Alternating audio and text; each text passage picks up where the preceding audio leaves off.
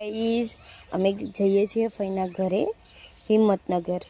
તમારે આવવું હોય તો હાલો. ચલો रोम रोम भाइयों दिलकश मंजर के साहिल और समंदर कहते हैं आप न जाने शुरू करने हैं पर ये करम फरमाए मैं बाबा टिल्लू रोम रोम भाइयों दिलकश मंजर के साहिल और समंदर कहते हैं आप न जाने शुरू करने हैं पर ये करम फरमाए मैं बाबा टिल्लू रोम रोम भाइयों दिलकश मंजर के साहिल और समंदर कहते हैं आप न जाने शुरू करने हैं पर ये करम फरमाए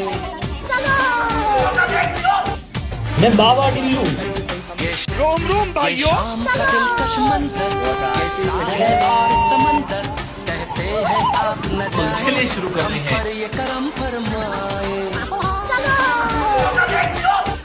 मैं बाबा टिल्लू रोम रोम भाइयों दिलकश मंजर के साहिल और समंदर.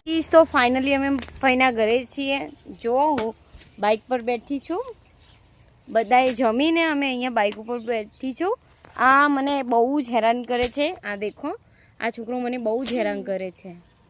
મને બહુ જ હેરાન કરી નાખી આ છોકરાએ. મને માર કરે છે યાર ગાઈઝ. આવરો છે ને મને મારે છે. બોલો શું કરવું મારે? આ છોકરો જોજો શું કરે છે.